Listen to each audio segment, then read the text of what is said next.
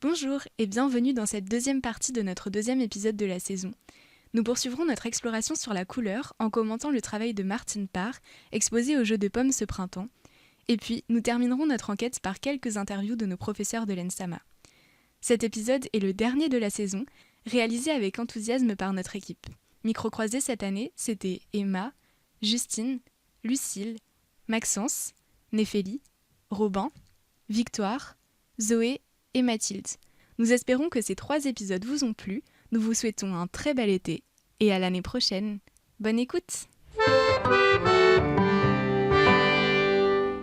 Bonjour à tous, donc on est Emma et Justine et aujourd'hui dans la rubrique exposition on va un peu voir comment le travail de Martine Parr il a une influence et en tout cas il participe à ce thème de la couleur. Donc actuellement au Jeu de Paume à Paris il y a l'exposition Global Warming qui est une exposition rétrospective du travail de Martine Parr autour des dérives de nos modes de vie et leur impact aussi sur notre environnement.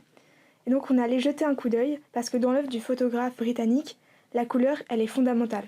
Alors du coup, pour commencer, on voulait faire un petit point de la présentation de Martine Parr pour ceux qui connaissent pas vraiment sa vie. Mais donc c'est un photographe britannique contemporain parce qu'il est né en 1952 et décédé assez dernièrement. Son parcours, en fait, il a étudié la photographie à Manchester Polytechnic de 1970 à 1973. Ce photographe est surtout connu pour ses photographies qui sont documentaires avec surtout des couleurs très saturées. Martine Parr, il a aussi un très gros souci du détail et essaye d'amener une forme d'ironie et d'humour dans ses photos. Et donc il vient tout simplement capturer un peu les travers et les côtés problématiques de notre société contemporaine selon lui, qui est un peu, comme je l'ai dit tout à l'heure, selon lui, malade de la surconsommation. Pour parler à proprement de l'exposition, c'est une expo qui réunit 180 photos de différentes séries qui ont été réalisées entre la fin des années 70 et aujourd'hui. Et donc le parcours dans l'expo, il s'organise autour de 5 sections. Il y a une première partie qui est dédiée à la plage comme un terrain d'observation. Donc là, c'est surtout des notions comme le plaisir, le gaspillage, aussi la relation entre le naturel et l'artificiel qui sont mis en avant. Ensuite, il y a une seconde partie sur l'univers de la consommation. Donc là, c'est des photos qui sont prises dans des supermarchés, dans des foires commerciales, des centres de loisirs. Ensuite, il y a une troisième partie sur le tourisme de masse. Donc là, on va avoir des foules qui sont compactées devant la Joconde pour réussir à prendre la meilleure photo. Il y a aussi plein de selfies qui sont pris devant les monuments des 4 coins du globe. Ensuite, il y a une quatrième partie sur la cohabitation avec le monde animal et aussi la manière dont on instrumentalise les animaux et la fascination qu'on a pour eux en même temps. Et ensuite, la dernière partie, c'est sur nos addictions technologiques. Et là, on voit beaucoup de smartphones qui sont brandis, des écrans omniprésents et qui démontrent une connexion permanente avec la technologie. Et donc parmi tous ces thèmes, ce qu'il y a de commun, et en tout cas ce qui en ressort et qui est innovant, c'est l'usage de Martine Parr de la couleur, alors qu'il traite de la photographie comme d'un documentaire. Il dit que dans les années 70, la couleur, elle était beaucoup plus liée à l'instantané et limite proche de la photographie publicitaire, alors que le noir et blanc paraissait plus sérieux. Par exemple, Martine Parr, il dit qu'il s'inspire beaucoup du travail de l'anglais Tony Ray Jones, qui en fait met dans ses clichés en scène le quotidien des Américains et des Anglais, avec une certaine dose de cocasserie, un peu comme Martine Parr peut le faire. Et en fait, ce photographe, il travaillait beaucoup en noir et blanc, puisque c'est un photographe documentaire. Et donc là, on voit que Martine Parr s'affranchit beaucoup de ces codes-là pour aller vers la couleur. Justement, en fait, quand on a un peu visité cette exposition, on s'est demandé un peu la forme de lien qu'il pourrait y avoir entre la surconsommation, ou en tout cas toute notre société autour de la tendance, etc., qui travaille avec la couleur. Et donc, on a pu comprendre que dès 1982, Martine Parr va venir switcher vers la couleur. Et son travail, il est devenu vraiment une critique de la société par le biais de ce changement-là. Et à cette époque aussi, il s'intéresse davantage à l'émergence d'une culture et d'une économie de masse, ce qui vient vraiment en fait soulever la question de la couleur comme une sorte de marqueur d'engagement. Et donc la couleur saturée et le flash, ils viennent accompagner, ou en tout cas créer des photos qui deviennent presque plus violentes, ou en tout cas plus kitsch, on pourrait dire, presque plus vulgaires, même si on va vraiment dans les extrêmes. Ici, en fait, la couleur, elle vient être associée à la surconsommation pour très vite, je sais pas, on peut imaginer un supermarché au rayon débordant de produits colorés qui nous appelle, etc. C'est un peu comme si la société, elle avait une sorte de code couleur très flashy quand il y a besoin d'acheter, quand il y a besoin de surconsommer. Je sais pas toi, Justine, ce que t'en penses. Bah, c'est vrai qu'on en avait parlé ensemble et je suis assez d'accord pour dire que, en tout cas dans l'œuvre de Martine Parr, la surconsommation est très associée à la couleur. Je pense aussi que la couleur qui ressort de son travail, c'est aussi en adéquation avec l'époque, parce que je pense dans la vision qu'on a, par exemple des années 80-90, c'était quand même des choses plus colorées, rien que par le style vestimentaire ou alors même l'habitat. Je trouve qu'il y avait vraiment ce truc de la couleur vive, et je pense que c'est pour ça que ça ressort vraiment de ces photographies. Ok, oui, ok, je vois totalement. J'avoue que moi, par contre, j'ai un peu plus l'impression que, ok, certes, quand on repense à toutes ces années-là, 80, 90, on peut repenser un peu à un univers très coloré ou tout ce genre de choses que tu as décrit, mais en vrai, pour moi, c'est aussi un peu parce que pour chaque époque, on va un peu retenir des formes de tendances. Et ces tendances-là, pardon, je trouve qu'elles sont souvent très colorées. Enfin, je sais pas, même si on va repenser aux années 2010, tu vas repenser à des trucs colorés parce que ce truc de la tendance et surtout de la, comment dire, même tu sais, de la surconsommation, c'est coloré en fait parce que la couleur veut venir un peu attirer les gens. Et donc à chaque époque, pour moi, on aura toujours un petit souvenir coloré, même si peut-être que dans la réalité, c'est pas si coloré que ça. Mais pour moi, même aujourd'hui, en fait, on est quand même coloré, genre. Ok, je vois. Que moi j'avais plus la vision de quand on regarde autour de nous dans une pièce et que finalement la couleur est pas si présente. Mais oui, c'est vrai que si on pense autant, parce que nous on n'a pas vécu forcément les périodes que Martine Parr a photographiées et tout, et du coup on retient la couleur parce que c'est aussi ce que lui il choisissait de mettre en avant. Donc oui, on assimile plus ça à la couleur alors que ça se trouve la vie quotidienne n'était pas si colorée. Mais oui, du coup, par rapport à ça, comme je sais que tu fais de la photographie, je voulais savoir qu'est-ce qui peut, par exemple, t'inspirer dans le travail de Martine Parr. Qu'est-ce que tu peux récupérer qui t'aide à retranscrire un peu ce que tu vois et peut-être, par exemple, les tendances de notre époque. Comment dire, Martin Parr, je trouve qu'il peut un peu inspirer sur son côté de montrer un peu la vérité de façon crue et de façon franche, sans pour autant être non plus dans, je trouve, la violence extrême. Enfin, quand même, ses photos sont très esthétiques, j'ai envie de dire. Et même lui, enfin, je sais plus, on regardait un article tout à l'heure là sur comment lui il traite ses photos. Et on a pu voir qu'en fait, il fait pas du tout de retouches et c'est juste qu'il utilise le flash en plein jour et que même à une certaine époque, il était plutôt avec des appareils argentiques que numériques. Ce qui fait que je pense en vrai, euh, dans son article, il expliquait que pour lui, la couleur, c'était vraiment un truc d'esthétisation de ses photos, d'esthétisation de la réalité et qui voulait aussi un peu en fait détacher ce côté genre la réalité et ces photos qui ont une vision bien plus filtrée et ce filtre on le voit par la couleur. Et donc j'avoue que peut-être ce point-là pourrait être inspirant un peu quand tu fais de la photo en général parce que tu peux essayer du coup toi-même de mettre des réglages sur ton appareil numérique ou juste travailler avec la photo argentique pour en fait chercher toujours cette forme de saturation qui vient vraiment montrer une forme de filtre de ta réalité genre. Bah, c'est vrai que moi je pense ce qui m'inspire au-delà de la couleur, c'est aussi ce qu'on disait tout à l'heure, le sens du détail, de capturer un peu les moments, les scènes qui peuvent être humoristiques, je dirais. Et c'est vrai que oui, même moi je sais que j'aime bien prendre des photos avec un petit appareil digital. Et il y a un peu ce truc de pas utiliser la retouche et juste utiliser le flash comme un outil qui va modifier les couleurs. Je trouve quand même que cette exposition, en tout cas en général, peut inspirer tout créatif et tout curieux, juste tout simplement. Pas forcément que des photographes, mais voilà, je pense qu'on conseille vraiment cette expo avec grand plaisir. Oui, et d'ailleurs, si l'œuvre de Martine Parr vous intéresse, on a entendu parler d'une autre expo qui a lieu à Paris également. Donc c'est l'expo Small World à la galerie Clémentine de la Ferronnière, qui se déroule jusqu'au 30 mai. Donc voilà, si vous avez aimé celle du jeu de paume, je pense qu'elle peut vous plaire aussi. Bon, en tout cas, merci de nous avoir écoutés. On espère que notre rubrique vous a plu et que toutes les autres rubriques du podcast vous aura plu. Et puis bonne journée à tous.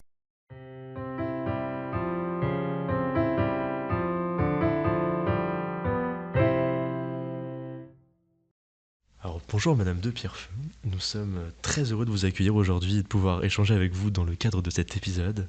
Votre parcours, votre pratique et votre regard d'enseignante vont nous permettre d'aborder la couleur autrement, comme un élément actif du projet. Et pour aborder notre échange, pourriez-vous d'abord vous présenter ? En effet, vous êtes issu d'un parcours espace et d'une spécialité architecture d'intérieur. Vous avez par la suite exercé ce métier pendant 10 ans en France et à l'étranger. Pouvez-vous nous parler de votre lien spécifique à la couleur ? Bonjour Robin, bonjour Maxence. Merci beaucoup de m'avoir invité aujourd'hui pour parler de ce sujet passionnant qu'est la couleur. Donc pour répondre à ta question, je suis maintenant évidemment enseignante à l'ENSAMA depuis 5 ans. Et avant ça, j'ai fait d'autres choses, donc de l'architecture d'intérieur en France et à l'étranger. Donc aujourd'hui, on parle de couleur. Moi, je voudrais rappeler simplement que pour moi, donc la couleur, ça fait partie des 4 grands piliers du design, piliers qui sont couleur, forme, matière et fonction, d'accord, qui sont vraiment les 4 choses auxquelles il faut qu'on réfléchisse et qui sont un petit peu nos moteurs. Alors, j'aimerais commencer à répondre à ta question sur le lien que j'ai avec la couleur en citant une designer que j'aime beaucoup qui s'appelle Ella Jongerius. Et Ella Jongerius, elle dit « La couleur est un matériau parmi d'autres ». Voilà.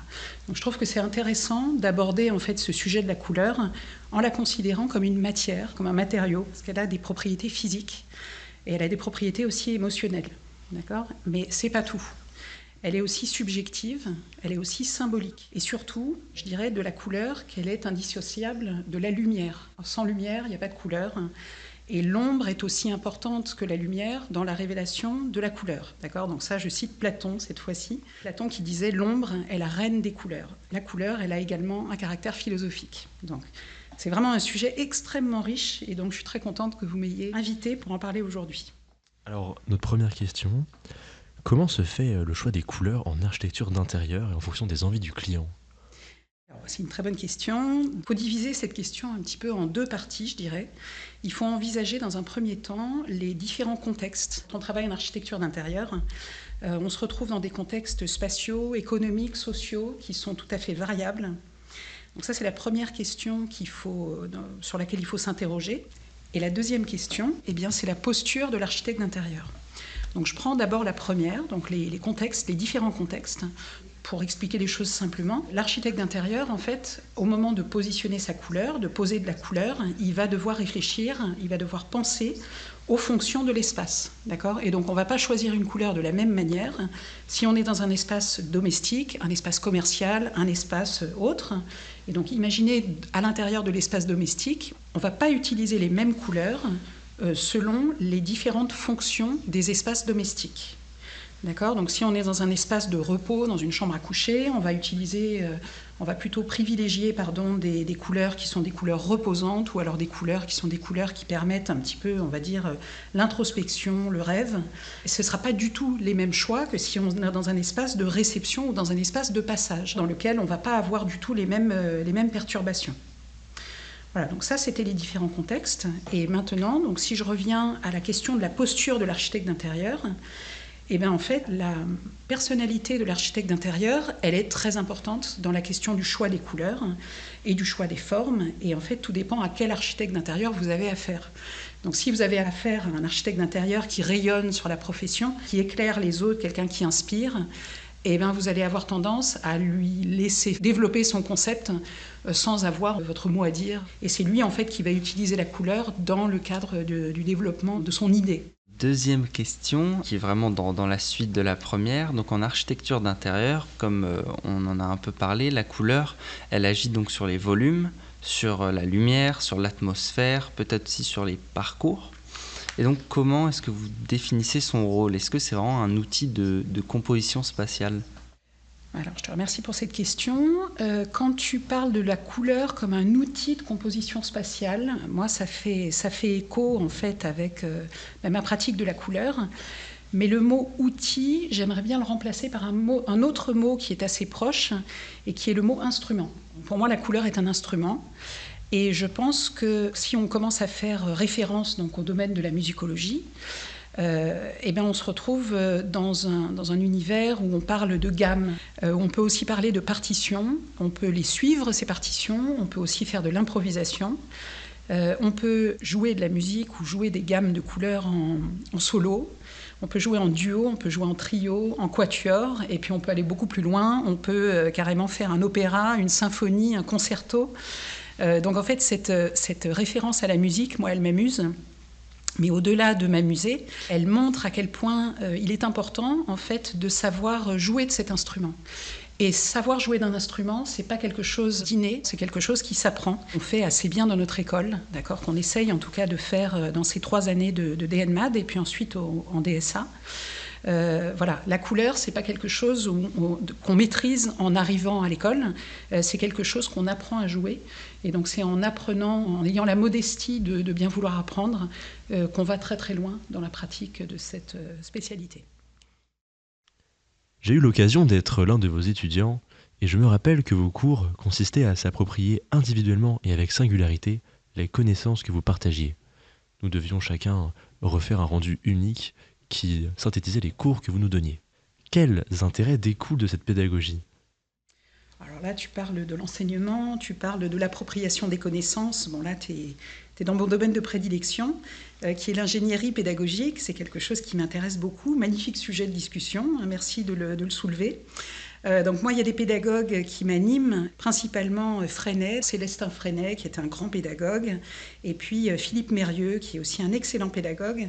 Et donc le point commun entre ces deux pédagogues qui viennent d'époques différentes, en fait, ils mettent l'apprenant au centre du projet, d'accord, l'élève, l'étudiant est vraiment au centre. Il est aussi auteur de ses apprentissages. Pour moi, l'enseignant, c'est un étai, c'est un soutien, et c'est aussi un impulseur, d'accord. Moi, j'aime bien utiliser comme image du professeur les fils, d'accord, quand votre moteur tombe en panne, on utilise des petits fils en fait pour connecter la batterie qui est tombée en panne et puis la batterie qui fonctionne. Et nous, les professeurs, on est ces petits fils en fait qui permettent de relancer en permanence les sujets, les énergies créatives. Voilà. Je pense qu'il est vraiment important, moi, dans la pédagogie, de développer les responsabilités de chacun et de permettre à chacun aussi de développer son langage singulier. Donc pour continuer sur votre enseignement, préparer un cours implique forcément une interprétation et donc une prise de position. Et est-ce que comprendre la couleur, pour vous, passe nécessairement par une forme de subjectivité ? Oui, alors elle est intéressante cette question de la subjectivité. Je pense que la couleur, comme beaucoup d'autres disciplines, est forcément empreinte de subjectivité. D'accord ? La couleur ne fait pas exception à la règle. En témoignent tout simplement les différentes théories des couleurs. D'accord ? Il y a eu différentes théories des couleurs, soit conjointement, soit à des époques différentes. Elles convoquent différents champs d'analyse. Parfois, elles mettent l'accent sur la lumière, sur la matière, sur les émotions, sur les symboles. D'accord ? C'est très riche et très varié. Je pense que ces différentes approches, elles sont très importantes. Je pense que cette subjectivité, elle est normale. Et je pense que ces différentes approches, elles ne sont pas incompatibles les unes avec les autres. Et je pense qu'il est de la responsabilité de chacun de se saisir de ces différentes approches et de composer, donc à l'image d'un bouquet floral, de composer son propre bouquet de référence en termes de couleurs. Voilà. Je vois, merci beaucoup. Et que pensez-vous des tendances liées aux couleurs ? Comment est-ce que cela vieillit dans le temps selon vous ? Est-ce qu'il y a des liens à faire avec des projets en architecture ? Alors la question des tendances en couleurs, en fait, elle nous ramène aux logiques de la mode. D'accord ? Il faut rappeler que les champs du design sont liés à des industries et pour que ces industries prospèrent, il faut qu'il y ait des changements. Et pour qu'on puisse renouveler en fait les ventes, d'accord, les ventes, les achats, les marchés. Et donc la couleur, évidemment, elle n'est pas exception à la règle. Elle convoque en fait différentes industries. Elle convoque le marché des peintures, mais elle convoque aussi les différentes lignes de mobilier. Elle convoque également les confections textiles. Donc oui, évidemment, la tendance en couleur liée à la mode participe à une consommation permanente et qui sont un facteur parmi d'autres de l'industrialisation. Alors, on peut espérer qu'à un moment donné, on va changer de paradigme économique et de valoriser peut-être autre chose que la consommation et la surconsommation, d'accord ? Donc on appelle ça de différentes façons. Ça peut s'appeler la valorisation du slow, ça peut convoquer une remise au centre des questions autour de l'homme, d'accord ? De la valeur de l'humain, de ce qu'on veut faire de notre vie. Et donc, évidemment, on aurait peut-être envie de se rediriger vers des pièces qui sont plus durables, qui sont plus permanentes, qui sont peut-être uniques aussi. Et donc, si on va dans cette direction, on va forcément changer notre regard sur la question des tendances en couleur. Et donc sur la quantité de ces tendances, comment se fait le choix de couleurs en fait que vous employez pour la réalisation de vos productions personnelles? Est-ce que justement vous êtes influencé par ces tendances ou justement, comme vous en parliez, vous optez pour des couleurs plus durables ou quelque chose que vous construisez vous vraiment personnellement? Alors ça, c'est donc une question tout à fait personnelle. Donc évidemment, moi, je ne suis pas très, très branchée tendance en couleur. Je suis plutôt branchée vers un changement de paradigme économique. Ça, c'est mon choix personnel. Après, à titre personnel, en tant qu'architecte d'intérieur, en tant que plasticienne aussi, moi, j'ai 2 harmonies de couleurs dont je suis contente de parler aujourd'hui, qui sont chères à mon cœur. Et donc, je voudrais vous les présenter. La première, c'est l'harmonie de couleurs secondaire. Donc là, Robin, tu te souviens des cours de première année, d'accord? Ça m'échappe un petit peu. Ça fait partie de mon cours de couleurs. Donc c'est les harmonies de couleurs secondaires, elles sont absolument formidables. Et donc il suffit de convoquer 3 couleurs, le orange, le vert et le violet, d'en utiliser 2 sur les 3 ou les 3 ensemble. Et ça, c'est une recette absolument magique et ça donne des harmonies de couleurs absolument superbes. Donc ça, c'est une harmonie qui me plaît beaucoup. Et puis, mon harmonie de couleurs aussi préférée, c'est la complémentaire adjacente. Donc là, Robin ne se souvient plus du cours de première année. Je suis désolée. La complémentaire adjacente, c'est quand on choisit la couleur complémentaire, mais que plutôt que d'aller choisir rouge et vert, la complémentaire, on vient choisir les 2 adjacentes à gauche et à droite de la couleur complémentaire originale. Et ça fait des harmonies de couleurs aussi qui sont à la fois extrêmement riches et en même temps très subtils. Donc ce sont les choix de couleurs qui sont les miens. On a pu recueillir l'impression que l'usage de la couleur dans le design tend à disparaître, qu'elle est moins utilisée. Qu'en pensez-vous ? Je pense que vous avez raison. Je pense qu'il y a peut-être un intérêt pour la couleur peut-être que la couleur, justement, on parlait au début là, de cet échange des 4 piliers, d'accord, du design, couleur, forme, matière et fonction. Et je peux aussi avoir l'impression, je rejoins les personnes qui pensent peut-être que la couleur est en train de perdre un petit peu de vitesse par rapport aux autres piliers du design. Et c'est bien dommage, parce que je pense que la couleur, elle a sa place. En fait, elle doit vraiment être questionnée et elle a vraiment une place à part entière dans les problématiques du design d'aujourd'hui et de demain surtout. Et donc une dernière question qui en découle. Comment est-ce que vous voudriez amener les étudiants à développer leur regard critique sur la couleur ? Comment les amener vraiment à développer leur réflexion sur l'intégration de la couleur dans leur projet, vraiment de sa construction à sa finalité ? Quelle est, votre vision en fait sur son enseignement ? Alors, grande question qui pourrait nous garder là encore pendant plusieurs heures. Il y a vraiment de quoi dire, mais on va essayer d'être synthétique. Ce que je conseillerais aux étudiants concernant l'usage de la couleur, c'est d'abord de continuer à lui accorder l'importance qu'elle mérite d'avoir. Et la deuxième chose, c'est de rester très informé des dernières avancées technologiques, des avancées de la science, parce que la couleur, c'est un domaine en fait qui n'arrête pas d'avancer, sur lequel en fait on peut se projeter à l'avenir. Notamment, il y a une question qui m'intéresse beaucoup, qui est celle du métamérisme.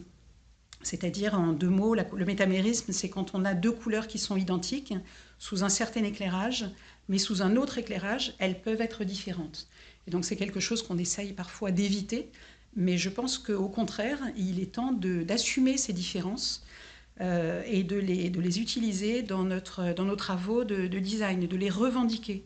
Je pense aussi que le designer, il doit marcher main dans la main avec l'industriel pour faire développer à l'industriel des formules de pigments qui sont plus intenses et qui intègrent plusieurs couches pour avoir plus de subtilité dans la pose des couleurs en fait, sur les différents objets et sur les différents espaces qu'on peut produire.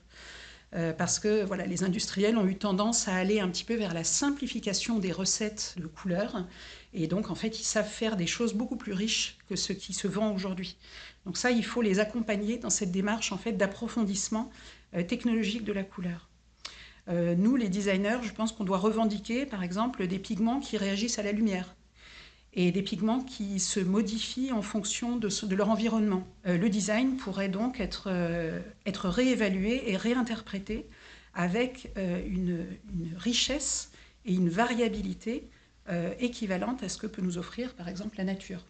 Je vous remercie pour la richesse et les réponses que vous avez pu nous apporter. Merci beaucoup, c'était très intéressant et de nous avoir partagé toutes vos connaissances, votre parcours. Merci à vous, je vous remercie encore pour cette invitation et je vous souhaite une belle continuation à micro croisé. Merci beaucoup.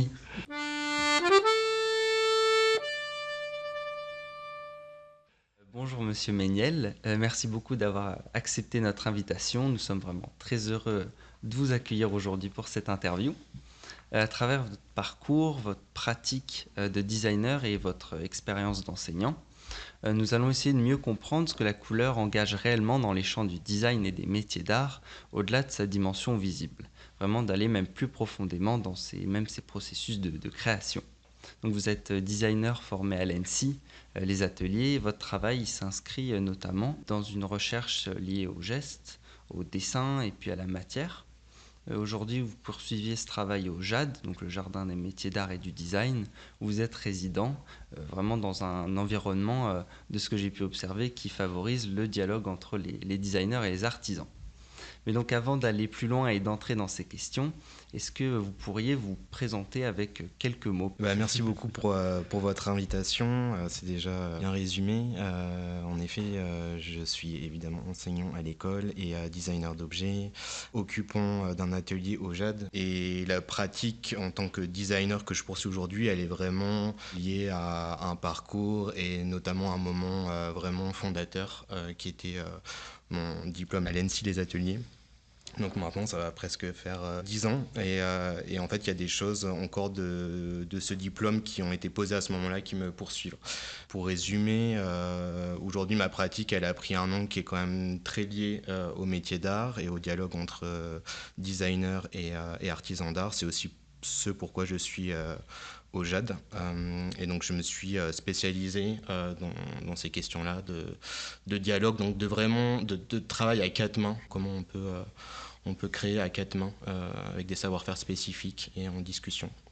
Donc maintenant, pour entrer dans le cœur de notre sujet et donc en lien avec votre actualité, vous participez actuellement au JAD à l'exposition À nous deux. Donc elle met en avant justement des duos entre designers et artisans, et puis elle donne à voir ce qui se joue dans la rencontre entre cette conception et la fabrication, vraiment tout ce qui transforme un projet au contact donc, du faire, quoi. Et dans ce contexte, on avait envie de vous poser une première question dans vos collaborations et notamment dans l'exposition À nous deux. Comment s'élabore la question de la couleur entre vous et l'artisan ?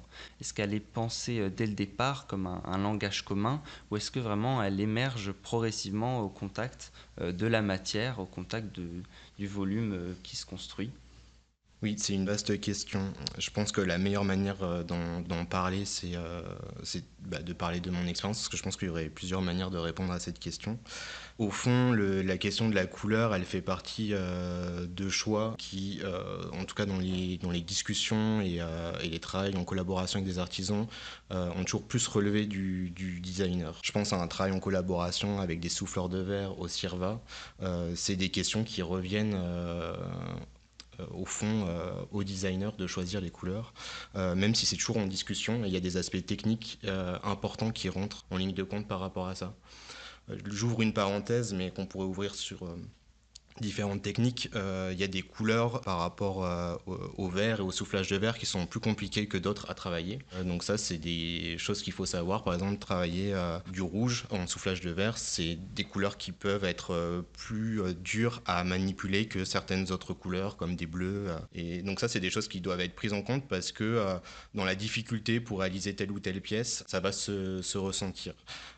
Et ça, c'est intéressant parce que justement, en tant que designer, souvent, on n'a pas connaissance de ces questions-là. Donc c'est vrai que sur ces questions techniques, ça rentre vraiment en ligne de compte. Il y a des rapports de fluidité à la couleur aussi parce que c'est de la matière, que cette matière-là, pour ce qui est du verre, elle engage des oxydes, elle engage des éléments matériels en fait et qui changent la nature, la viscosité des choses.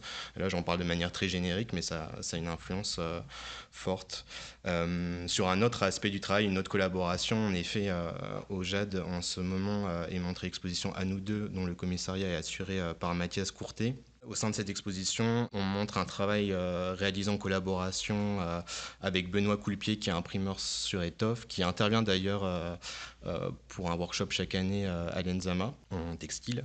Et donc on montre 3 tentures qui sont réalisées à partir de colorants de Campeche, donc colorants végétal qui donnent des bleus noirs sur du cachemire. Et donc c'est un travail qu'on a réalisé ensemble en juillet dernier et qui était une première appréhension aussi liée à la couleur végétale. Avant, on travaillait des couleurs qui étaient des couleurs aux acides. Donc là, c'est quelques éléments de réponse sur ces discussions et sur ce rapport au dialogue. Ça dépend vraiment, oui, des techniques, des savoir-faire. Enfin, il y a plein de manières de travailler la couleur. Je travaille aussi sur d'autres projets avec des teinturières. Et là, voilà, c'est d'autres modes de coloration aussi, à la cuve, par trempage. Et tout ça, c'est un savoir technique qu'on n'a pas forcément en tant que designer.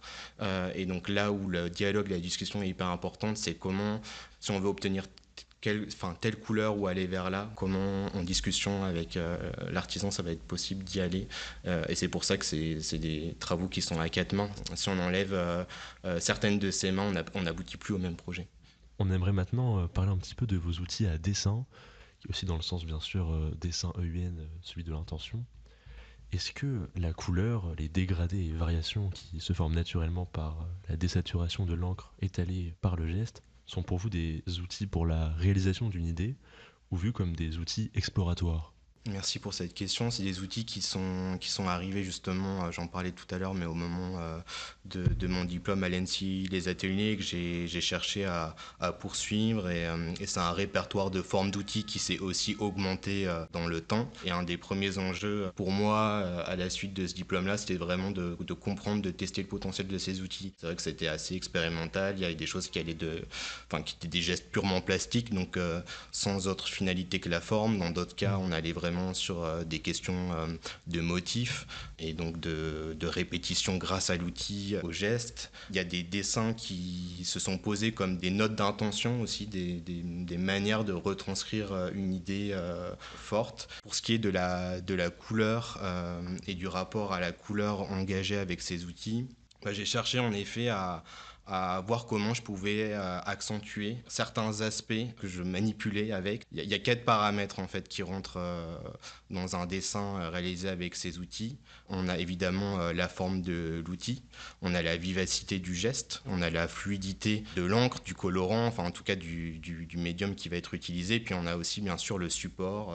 À partir de ça, de mes expérimentations et de ces constats, j'ai remarqué en fait que je pouvais accentuer certaines saccades du geste, les mettre plus en évidence, qu'il y avait aussi certaines couleurs en effet qui permettaient de mettre plus en évidence le dessin. Donc c'est vrai que là c'est un peu abstrait en passant comme ça juste par la voix, mais c'est des outils qui offrent la possibilité de dessiner directement en volume. Donc pour donner un exemple assez simple, à partir d'un cercle, de dessiner un tube par exemple. Et donc pour moi il y a toujours une question quand même de comment on favorise cette perception du volume, et elle passe par des couleurs qui souvent sont tapées et dans lesquelles je peux mettre de l'encre de Chine notamment pour les renforcer en fait l'appréhension du volume. Donc c'est à titre indicatif un exemple de comment aussi l'utilisation de ces outils engage des choses dans le rapport à la couleur. Et parce que cette couleur, elle peut engager plus ou moins de profondeur. Il y a une manière aussi, juste pour finir, d'imbiber l'outil. Soit on l'imbibe de manière homogène, soit on l'imbibe de manière inhomogène. Et il y a déjà un dégradé qui est contenu dans l'outil, et donc on va pouvoir plus ou moins favoriser cette perception du volume. Donc dans la continuité de votre travail sur l'outil et l'encre, est-ce que la couleur, vous la pensez directement avec une matière par le dessin ? Est-ce qu'on peut imaginer une pratique où justement la couleur, elle serait un peu votre seul matériau ? Vaste question aussi, comment l'appréhender ?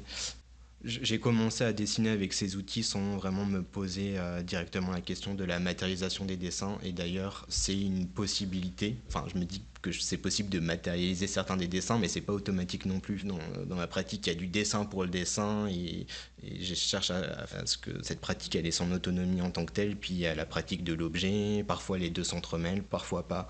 Pour ce qui est du travail en collaboration avec le CIRVA, donc le Centre international de recherche sur le verre et les arts plastiques, qui m'avait donné la possibilité de travailler en résidence avec des souffleurs de verre à Marseille. Cette envie de travailler le verre, elle est vraiment venue, en l'occurrence des dessins, parce que justement pour favoriser l'effet de profondeur dont je parlais tout à l'heure, il y a la question d'avoir un médium qui est assez liquide, ou en tout cas transparent, et ces jeux de transparence dans les dessins étaient une invitation vraiment à aller vers ce matériau et à engager un dialogue entre ce qui pouvait s'éprouver d'un point de vue de la matière et ce qui pouvait aussi apparaître sur la feuille de papier, et en tout cas faire coexister les deux. Pour la deuxième partie de la question, avoir une pratique qui reposerait uniquement sur la couleur. Enfin, si on est juste sur la question des dessins, en fait, ces traces, ces mouvements, ces gestes, en fait, c'est aussi en effet des... Enfin, souvent, mes dessins d'ailleurs sont monochromes, et c'est des traces qui sont une couleur. Et ça, je pense que c'est... Enfin, on peut y voir aussi, enfin, comment dire, je dirais des empreintes colorées, et les percevoir comme ça. Mais bon, c'est une partie de la pratique, ça, le rapport au dessin, et il se trouve que ces derniers mois, peut-être depuis 1 an maintenant, je travaille avec des teinturières à Loris, donc elles s'appellent Couleur Garance, et pour ne pas les citer, Lise Camoin et Harumi Siguria, et il se trouve que elles, leur expertise, c'est sur cette question de la couleur végétale, et de comment en fait les plantes qui nous entourent sont productrices de couleurs. Enfin, en son design d'objet, la couleur en tant que telle, elle peut pas être... Enfin, c'est délicat à mon avis que ça soit le seul élément qui rentre en compte. Il y a forcément des questions liées à la forme aussi, évidemment. Mais en tout cas, ça a ouvert de mon côté la possibilité, de manière beaucoup plus affirmée, de rentrer dans un projet sur cette question de la couleur.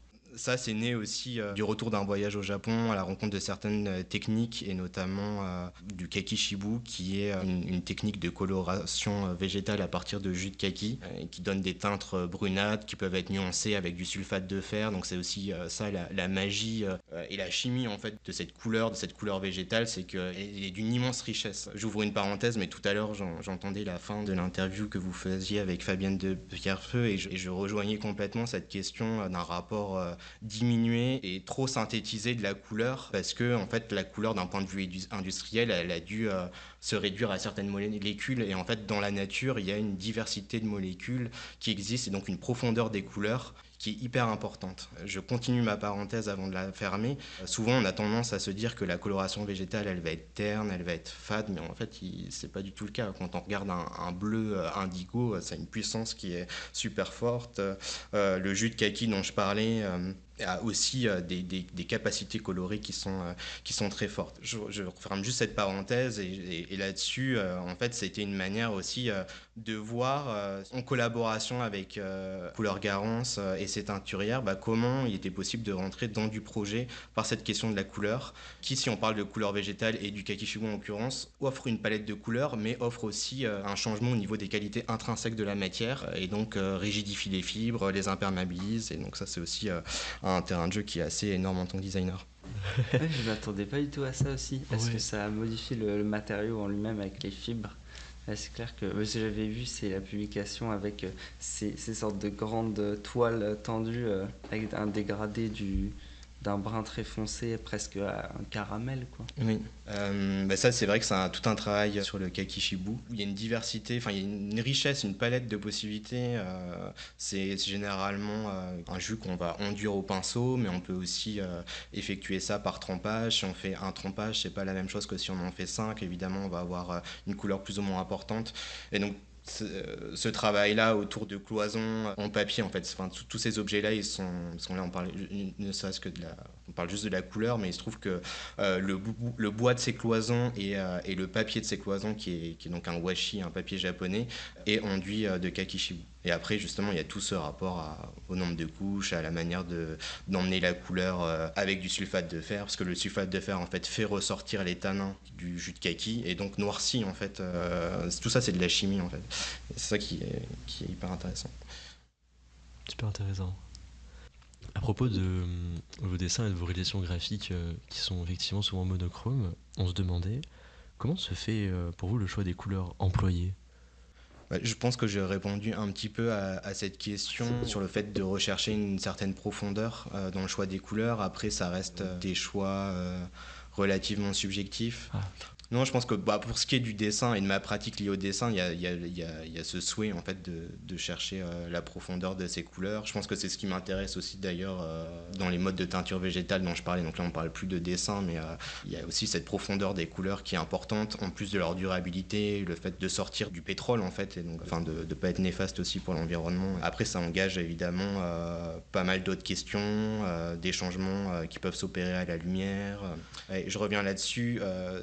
Si à un moment donné je me suis arrêté sur cette question du kakishibu, c'était pas justement qu'une question de couleur, c'était aussi que c'était une onduction qui permettait de changer les qualités intrinsèques de la matière. Et je pense que c'est pas anodin. Si c'était juste une question de couleur, c'était plus dur de s'en emparer parce que justement très subjectif et combien même il y a des projets qui peuvent être des projets de commande quand on est designer, mais aussi des projets auto-initiés, c'est quel cadre de contraintes ça trouve et lesquels on fixe. Et si les choses sont trop subjectives, on est vite limité.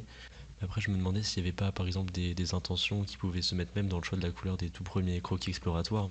Si, il y a toujours des choix qui s'opèrent, qui sont aussi une sensibilité propre à la couleur, qui est propre à chacun. Oui. Là où j'ai plus de mal à répondre à cette question, c'est qu'il n'y a pas de méthode préétablie. Tout se réinvente sans cesse. L'intérêt et la force du design, c'est que c'est une discipline qui est aussi contextuelle, qui demande en fait d'avoir des capacités d'adaptation qui sont importantes. Et donc si on a des recettes qui sont préétablies, ça ne peut pas marcher. A priori, ça sera moins pertinent. Et donc, pour clôturer avec une dernière question, qui serait donc... Pas deux encore Non, je crois que c'est la dernière. Ah oui, sauf si vous vouliez... Mais en fait, je sais pas si vous aviez déjà répondu comme vous vouliez à l'usage de la couleur qui... Oui, dans le design qui tend à disparaître, la question que vous avez posée aussi à Madame de Pierrefeu. Là-dessus, sur l'usage de la couleur en design qui tend à disparaître, j'aurais un rapport, je pense, un peu plus nuancé. Si on parle de design industriel, on peut vraiment se poser la question. Je veux dire, en automobile, la question de la couleur, c'est une question aussi presque économique. Il y a des couleurs de voitures qui font que ça se vend moins. Je veux dire, c'est des choses qui sont quand même vraiment à prendre en compte. Je trouve que la couleur, sinon, ça reste quand même une question dans le design. Là aussi, c'est une discipline qui trouve, au-delà de prendre la couleur comme une composante qui rentre dans le projet, en gros, de se dire de quelle couleur ça va être. Aujourd'hui, c'est la question de d'où provient cette couleur, dans quelle filière on s'inscrit. Je pense à une designer comme Marie-Sarah Adenis avec la start-up qui n'en est plus une parce que ça a grossi maintenant, mais Pili, qui cherche à produire des pigments et des colorants biosourcés et d'être aussi dans ces questions-là de comment on produit de la couleur. Tout cet attrait aussi pour ces questions liées à la couleur végétale, elles sont vraiment importantes et je pense qu'il y a beaucoup quand même de designers qui reviennent à ces questions aussi, à juste titre, parce qu'il faut qu'on s'interroge en fait sur le côté néfaste du pétrole qui est contenu sinon dans ces éléments-là, quoi. C'est vrai que, de manière générale, la question de la couleur, ça arrive souvent à la fin du projet. On se dit, du coup, de quelle couleur ça va être. Mais c'est un peu étrange, ça manque de contexte si on la voit juste comme ça, peut-être, non ? Oui, c'est triste. Et en fait, il y a des projets qui peuvent naître vraiment de cet intérêt-là pour la couleur. Je pense à des pratiques quand même qui sont aussi hyper intéressantes par rapport à ça, comme Pernelle Poirier, qui a vraiment basé et fait reposer aussi vraiment sa pratique sur cette attention très forte à la couleur et à ce qu'elle permet à la richesse de ces couleurs-là. Et que je pense que c'est intéressant aussi de se dire que la couleur, elle est liée à quand même des choses qui sont pas forcément que pragmatiques, mais on en parlait comme aussi de choix parfois qui sont subjectifs, mais il y a au fond de l'affect derrière, il y a des couleurs qui nous engagent plus ou moins sur certains terrains, etc. Il y a du sens derrière ça, et je pense que c'est important. Et je me souviens aussi par exemple d'un projet à l'ENSI Les Ateliers qui avait été engagé par Laurent Massalou, qui enseigne toujours dans l'école, qui pour le situer est un des anciens des Radi designers, où il y avait vraiment le fait de faire naître le projet et l'objet par un choix coloré et par une couleur. Et où est-ce que cette couleur, vers quel type d'objet ça nous engageait. Je trouvais ça hyper intéressant parce que souvent on fait tout l'inverse de ça. Clairement. C'est super intéressant. Est-ce que ça mène aux archétypes ou au contraire à des choses très originales ? Ça amène à un rapport quand même qui reste relativement subjectif, mais où il y a vraiment l'idée de se dire quelle est la typologie d'objet, qu'est-ce que je projette sur cette couleur, quel peut être l'usage, la fonction liée à ça. Donc j'ai plus en tête tout ce qui avait été produit, mais ça avait été hyper intéressant. Pareil, j'y repensais peut-être. Est-ce que le fait de commencer à directement penser par la couleur, ça mène pas à des choses trop symboliques directement? Ouais, c'est ce que je veux demander avec la typologie. Je pense qu'il y a tellement de manières de l'appréhender et de fonctionner avec ça et différentes.